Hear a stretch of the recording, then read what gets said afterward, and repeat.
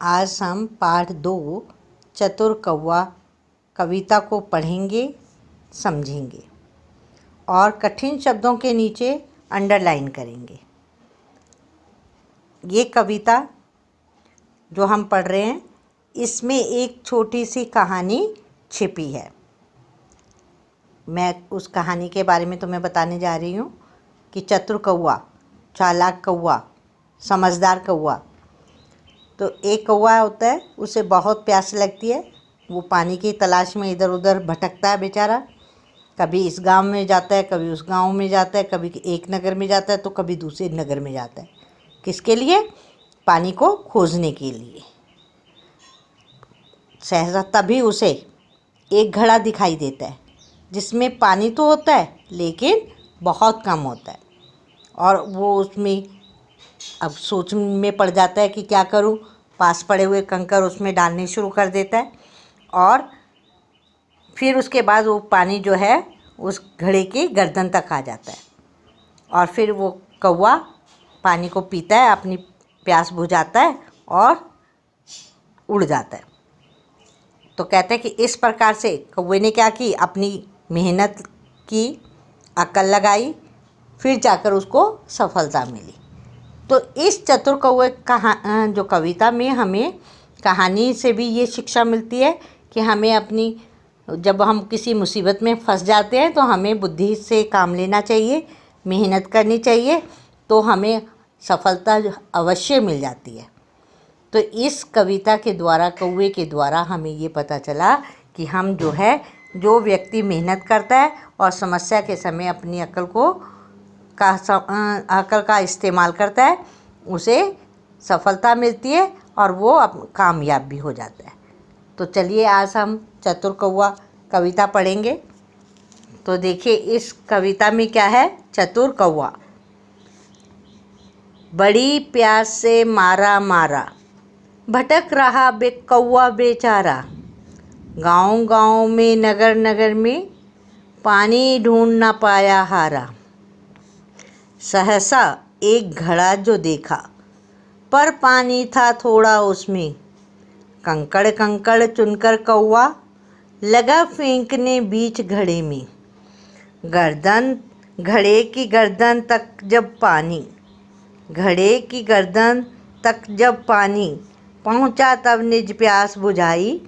अकल और मेहनत के बल पर किसने नहीं सफलता पाई। ये कविता शशिपाल शर्मा द्वारा लिखित है। बाल कविता में से है। ये बाल मित्र में इस कविता को लिखा गया था। और बच्चों, ये कविता जो है, देखिए इसमें कठिन शब्द कौन से आए? प्यास, बेचारा, चतुर, कौवा, ढूंढ, सहसा, कंकड़ कंकड़, निज, बुझाई, अकल, मेहनत, सफलता। तो ये कठिन शब्द हैं। इन शब्दों का हमने लिखने का अभ्यास करना है और बोलने का अभ्यास करना है। और इसके साथ साथ ही कुछ कठिन शब्द भी आए हैं जो कि मैं बताने जा रही हूँ तुम्हें। बड़ी प्यास से मारा मारा, भटक रहा कौवा बेचारा। जब मैं कविता को पढ़ भी रही हूँ और साथ में इसका अर्थ भी समझा रही हूँ, तो जहाँ कठिन शब्द होंगे मैं उनको बताती भी जाऊँगी आपको। बड़ी प्यास से मारा मारा, भटक रहा कौवा बेचारा। कौवा बेचारा जो है प्यास के कारण मारा मारा भटक रहा था। गांव गांव में, नगर नगर में, कहता है एक गांव से दूसरे गांव में, एक नगर से दूसरे नगर में। पानी ढूंढ ना पाया हारा, कहता है उसे पानी कहीं नहीं मिला और वह हार गया। पानी ढूंढने में वो हार गया। सहसा एक घड़ा जो देखा, सहसा अचानक उसने एक घड़ा देखा, पर पानी था थोड़ा उसमें। लेकिन उसमें क्या था? पानी बहुत कम था, बहुत थोड़ा था। कंकड़ कंकड़ चुनकर कौवा, यानी कि छोटे छोटे कंकर, पत्थर चुनकर कौवे ने लगा फेंकने बीच घड़े में। कौवा जो है अपने, देखो यहाँ पर भी कि कंकड़ों को उठा रहा है और घड़े में फेंक रहा है। ये छोटे छोटे कंकड़ पड़े हैं और ये कौवा जो है घड़े में डाल रहा है। कंकड़ कंकड़ चुनकर कौवा लगा फेंकने बीच घड़े में। कौवा जो है छोटे छोटे कंकड़ों को चुनकर घड़े में के अंदर फेंकने लगा। घड़े की गर्दन तक जब पानी, कहता है कि घड़े की गर्दन तक जब पानी आ गया, पहुंचा तब निज प्यास बुझाई। पहुंचा तब निज का अर्थ होता है अपनी, प्यास बुझाई, ख़त्म की। तो कहता है कि जब घड़े तक पानी पहुंच गया तो कौवे ने अपनी प्यास को बुझाया। अकल और मेहनत के बल पर, कहता है कि बुद्धि और मेहनत के कारण की सहायता से किसने नहीं सफलता पाई। कि ऐसा कोई भी व्यक्ति नहीं है जो कि अकल और मेहनत के बल पर सफलता नहीं प्राप्त कर सकता। अर्थात जैसे कौवे ने अपनी अकल बुद्धि दौड़ाई थी, मेहनत की थी, एक एक पत्थर को घड़े में डाला, फिर उसका पानी ऊपर आया, तब उसने अपनी प्यास बुझाई तो उसने सफलता पाई ना। तो कहता है कि जो व्यक्ति अकल और मेहनत करता है, अकल लगाता है और मेहनत करता है, उसे सफलता अवश्य प्राप्त होती है। तो प्यारे बच्चों, आपने इस कविता को समझा भी, कहानी के रूप में भी और कविता के रूप में भी, और आपने कठिन शब्दों के नीचे रेखांकित भी किया, कठिन शब्दों के अर्थों को समझा भी। तो आज जो है, अब इसके बाद आप देखिए यहाँ पर पहला प्रश्न आता है। अभ्यास की तरफ आ जाइए। अभ्यास, कौवा क्यों भटक रहा था? पानी के लिए, है ना, क्योंकि उसे प्यास लगी थी, पानी के लिए वो भटक रहा था। कौवा किस लिए भटक रहा था? पानी के लिए। कौवे ने पानी को कहाँ कहाँ ढूंढा? कहाँ कहाँ ढूंढा था? गांव गांव में ढूंढा और नगर नगर में। कहाँ ढूंढा कौवे ने? गांव गांव में और नगर नगर में। फिर आता है, कौवे ने पानी को ऊपर लाने के लिए क्या किया? क्या किया? कंकड़, छोटे छोटे कंकड़ को चुना और उस घड़े में डाला। छोटे छोटे कंकड़ चुनकर उस घड़े में डाले तो पानी ऊपर आ गया उसका। कौवे को सफलता कैसे मिली? कौवे को सफलता अकल और मेहनत के बल पर मिली। तो हो गया क्लियर आपको सब बच्चों को? ये प्रश्नों के उत्तर आपको समझ में आ गई, है ना? अब बातचीत के लिए किन किन कामों के लिए पानी की ज़रूरत होती है? तो आप बताएंगे किन किन चीज़ों के लिए हम पानी को प्रयोग करते हैं? पीने के लिए करते हैं, नहाने के लिए करते हैं, कपड़े धोने के लिए करते हैं, सफाई के लिए करते हैं, और किस लिए करते हैं? सिंचाई के लिए करते हैं। बहुत सारे काम हैं जो कि हम जो है देखते हैं हर रोज़ के उसमें दिनचर्या में आते हैं। तो इन कामों के लिए हमें पानी की ज़रूरत पड़ती है। पानी को बचाने के लिए आप क्या क्या करते हैं? कि पानी का नल का खुला नहीं छोड़ना चाहिए। बूंद बूंद कहते हैं ना, बूंद बूंद जो है हमें पानी की बचानी चाहिए। बहुत अनमोल है पानी, है ना। तो बचाने के लिए हमें तुरंत पानी के नलके को बंद कर देना चाहिए। पानी की वेस्टेज नहीं करनी चाहिए, ज़्यादा जो है पानी को फेंकना नहीं चाहिए बेकार में। पानी की सही से हमें उपयोग करना चाहिए। जब आपको प्यास लगती है तो आप क्या क्या पीकर अपनी प्यास को बुझाते हैं? क्या क्या पीते हो आप? पानी तो पीते ही हैं, उसके साथ क्या पीते हैं? शिकंजी पीते हैं, शरबत पीते हैं, लिम्का पीते हैं, कोल्ड ड्रिंक्स लेते हैं तरह तरह की, है ना। तो इन चीज़ों को पीकर हम जो है पानी की प्यास को बुझाते हैं।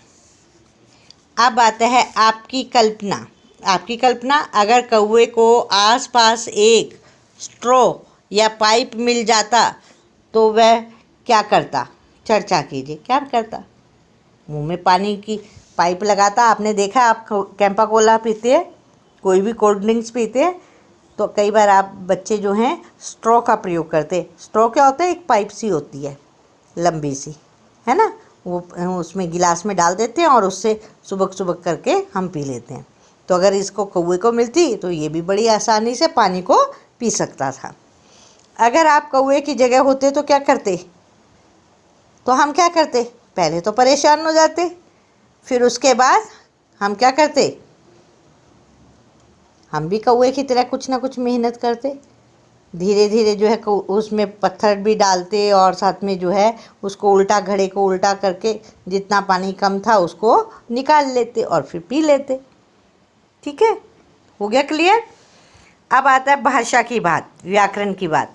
कविता में से जोड़े वाले शब्द छांट कर लिखिए। जोड़े वाले जो एक जैसे शब्द हैं, जैसे कि नगर नगर, मारा मारा, गांव गांव, ये है ना, कंकड़ कंकड़, बहुत सारे शब्द हैं। यहाँ पे सिर्फ 2 लिखने हैं हमने, मारा मारा हमने लिखा और गांव गांव।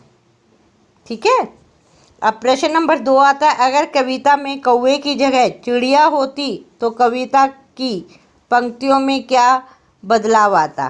चिड़िया होती तो कैसे लिखते? बड़ी प्यास से, हमने कविता में पढ़ा मारा मारा, यहाँ पे लिखेंगे हम बड़ी प्यास से मारी मारी, भटक रहा था बेचारा, कौवा बेचारा, तो यहाँ पे हम लिखेंगे भटक रही थी चिड़िया बेचारी। गांव गांव में, नगर नगर में, पानी ढूंढ ना पाई हारी, क्योंकि हमने चिड़िया के ऊपर लिखना है, लिंग हमने बदलने हैं। लिंग बदलेंगे तो क्या लिखेंगे हम? पानी ढूंढ ना पाई हारी। यहाँ पे क्या था? कविता में था कि पानी ढूंढ ना पाया हारा, लेकिन हमने यहाँ पे चिड़िया के बारे में बताना है तो पानी ढूंढ ना पाई हारी, लिंग बदल लिया, स्त्रीलिंग में आगे। तो नेक्स्ट आ जाइए प्रश्न नंबर 3, नीचे दी गई कविताओं की पंक्तियों को पूरा कीजिए। ये देखिए बच्चे, यहाँ पर बॉक्स दिया हुआ है, इसमें बहुत सारी शब्द दिए हुए हैं। इन शब्दों के द्वारा हमने इन पंक्तियों को पूरा करना है। बहुत भूख से बेचैन थी वह,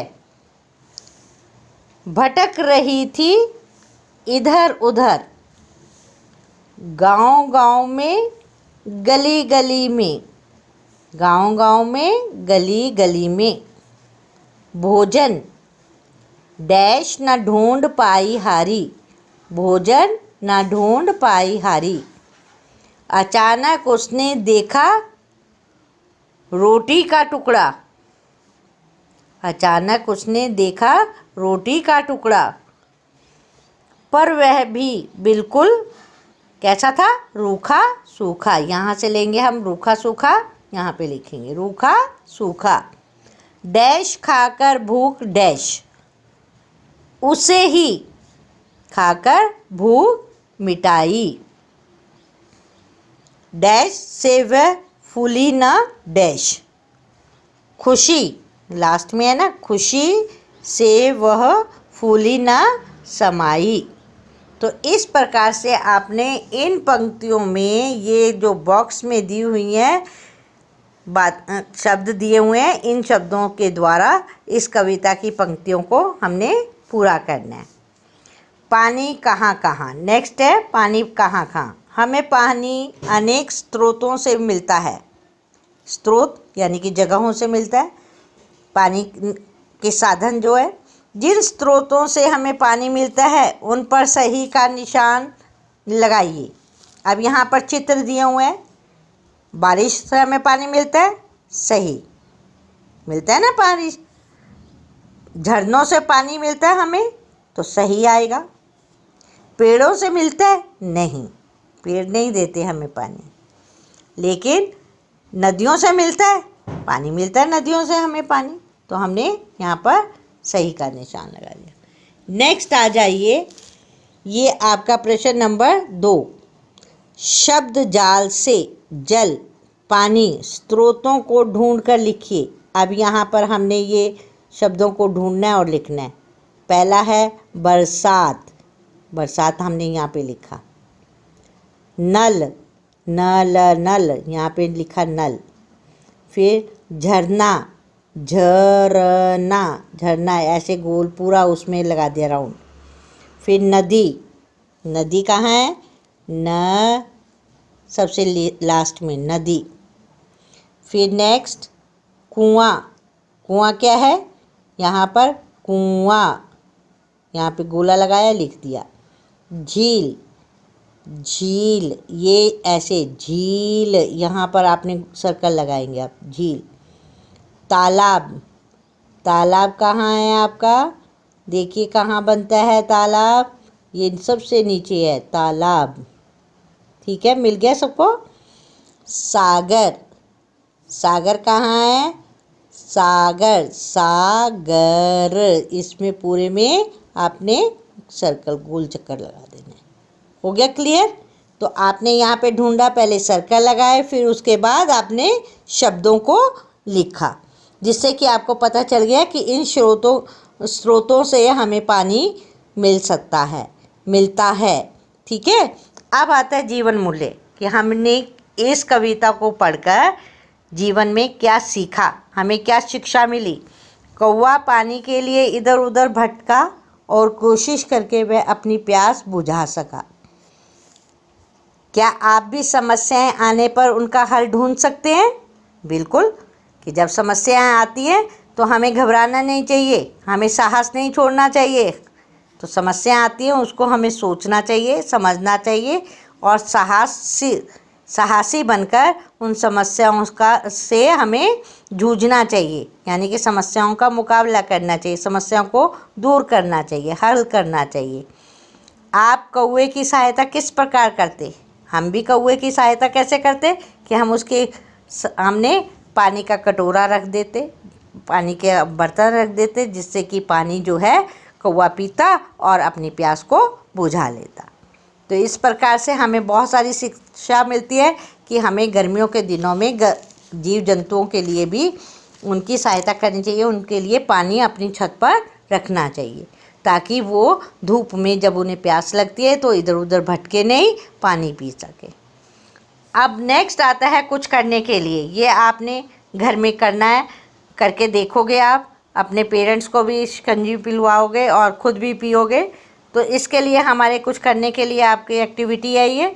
इसमें आपने 1 गिलास पानी लीजिए, उसमें 1 चुटकी भर नमक डालना है आपने और 2 चम्मच चीनी डालकर उसको अच्छे से घोल देना है। जब उसमें चीनी नमक अच्छी तरह से घुल जाए, मिल जाए, तब उसमें आधा कटा हुआ नींबू निचोड़ दें। नींबू आ रहे हैं ना आजकल, गर्मियों का मौसम है, नींबू बहुत है, तो नींबू को उसमें निचोड़ देना है। उसे ठंडा करने के लिए उसमें 2-3 टुकड़े हम बर्फ़ के डालें और फिर मज़े से पीकर आनंद लें। खुद भी पिए, मम्मी पापा को भी पिलाएं, बहन भाई को भी पिलाएं। तो ये एक्टिविटी आपने बच्चों करनी है और खूब आनंद से इस एक्टिविटी में जो आपने हिस्सा लेना है। तो आज इतना ही, धन्यवाद।